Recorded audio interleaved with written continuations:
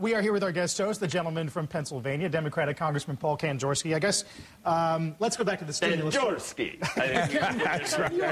Kanjorski.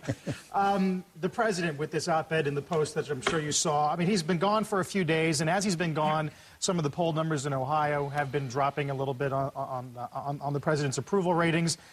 Do you think Republicans are sensing vulnerability when it comes to the stimulus package? Well, you know, I hate to throw anything on you fellows, but this 24-hour, 7-day news cycles that we're in tend to skew the whole population to making judgments day to day, week to week, that are farcical. Look, nobody ever said, one, this would be easy. Two, no one ever suggested that we had a vaccine.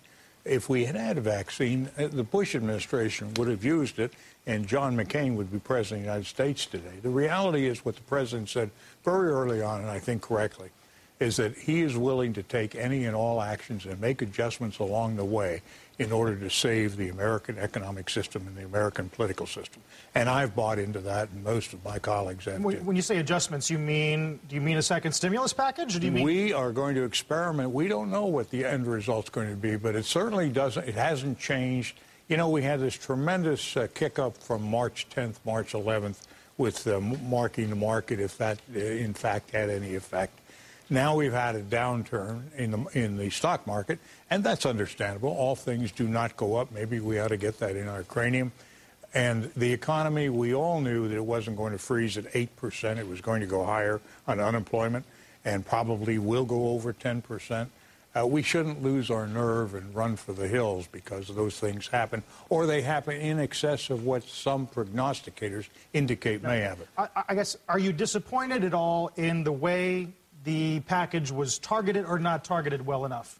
Oh, I voted against the original recovery program because I thought, one, it wasn't large enough. Two, it didn't deliver the money fast enough. Three, it took into consideration things that I felt were not necessary, not superior. I thought we should have targeted toward a major economic development in the country. I would have gone for maglev rail lines from Boston to Richmond into Cleveland and really shown something, because I think it would have stimulated the American imagination of where we're going and what we're going to do. You know, we're not going to come out of this and be a world power unless we've done unless we do what we've done in every past occasion where we've had these types of shocks. And that is innovation, invention, and discovery, and then the willingness to make that investment. When you're talking about that, do you mean in terms of the energy bills that Congress has been considering, in terms of some of the other areas the administration wants to push into health care, too? Are these the areas that you're talking about? Well, health care is more a housekeeping situation, and that is something we have to go along with. But energy is certainly an exciting area if we have breakthroughs.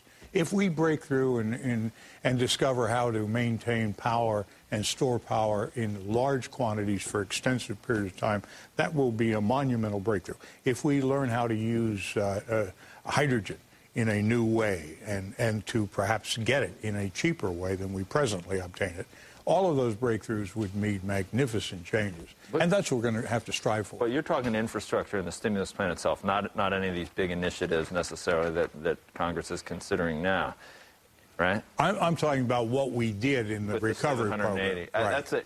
Because we had Governor Rendell on. We were talking about the bang for your buck that you get with, you know, with some of these, how many jobs you can get from. How many? I think it said 35 jobs for $11 million. Something like that. And you got Buffett last week saying it was like taking a half of Viagra and the rest candy. So we have this. I like that. What do you say now? Yeah, half candy and half Viagra. You know, we lost your train of thought? No, yeah, for a second. Yeah, I forgot to take it this morning. That's what I was thinking about. No, but we know that a lot of times stimulus might not, every dime might not get to where we want it to go. But your point, if we have something to show for it, even if it's expensive, even if it could have been better if the private sector did it, but if we have some roads, some bridges that aren't rated F anymore, if we had a rail system, even if it was expensive and cost more than it would normally cost, at least we'd have something to show for it. What do we have to show for some of this stuff? It's not only that, it's the psychology of the population has to understand that we're still in that challenging period of our history. If we lay back and get very non-committal and reactive as a population, will reflect that in our economy. Let me ask you one more question, which will sound like, you know, what you say about my flavor. But as we see that the economic situation is still paramount and still front and center, does that make you think maybe some of this other stuff should go on the back burner till we get this right? Well, I mean, some of us have our own internal criticism of the president. I'm rather external about my criticism. I think we can only afford to concentrate on just a couple of major issues at a time. Quite frankly, everything else doesn't matter. If you get the economy wrong and the economy collapses and therefore the country ultimately would collapse and the world would collapse, what does it matter whether we have universal health? Cap and trade. Cap and trade. It doesn't. We won't worry about it. We'll be back in the Stone Age, so we won't be affecting the climate of the world. No, the reality is that I think we probably have more on our plate than we should have at this period of time. You're turning blue dog. I'm telling you. I knew it. You're with me on a lot of this stuff. I'm just being pragmatic. That's what I'm saying. That's all I'm asking, which you need to talk to a lot of your colleagues to move them to the pragmatic side of things, right? Do I look blue, Becky? You got a blue, do you not have a blue shirt on? Jacket. Uh-oh, that's it. Don't you have blue eyes, too? Red tie. You're no blue tie. He's no got blue. the red tie. Well, that's for the red states. That's true.